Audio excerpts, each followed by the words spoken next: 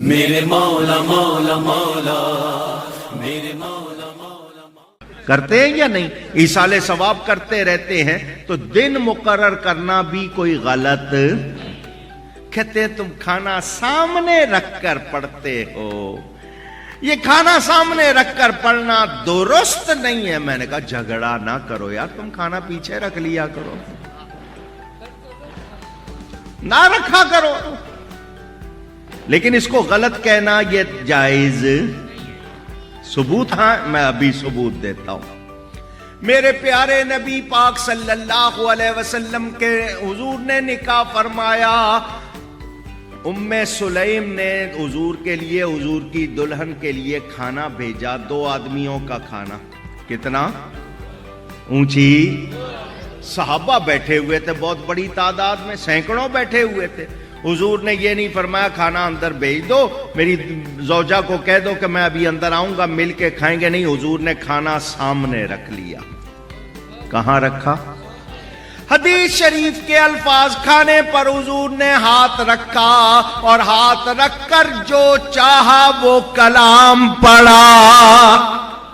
صحابہ دیکھ رہے ہیں حضور نے کھانے پہ ہاتھ بھی رکھا ہوا ہے اور کلام بھی پڑھ رہے ہیں۔ پھر حضور نے فرمایا 10 کر کے آ جاؤ، 2 آدمیوں کا کھانا حضور نے 300 کو کھلا دیا۔ صحیح حدیث میں نے آپ کو سنائی، نبی پاک نے خود کھانا سامنے رکھ کر کلام پڑھا۔ اب کوئی یہ کہے کہ نہیں جی کلام پڑھنا جائز نہیں، تو اس کی مانیں گے یا نبی کی مانیں گے؟ اونچی بسم اللہ پڑھتے ہو یا نہیں؟ حکم ہے فَكُلُوا مِمَّا ذُكِرَ اسْمُ اللَّهِ، اللہ کا نام لے کے کھاؤ۔ تو میں نے اللہ کا نام لیا، بسم اللہ قرآن کی ایک مستقل آیت ہے بلا شبہ، تو اگر میں نے 2 آیتیں زیادہ پڑھ لی تو کچھ خرابی کر دی؟ اونچی نہیں جی، کھانا سامنے رکھ کر قرآن پڑھتے ہو، تمہیں قرآن سے تکلیف ہے یا سامنے رکھنے سے ہے؟ اگر تمہیں قرآن سے تکلیف ہے تم قومی ترانہ پڑھ لیا کرو۔ تمہیں قرآن اچھا نہیں لگتا؟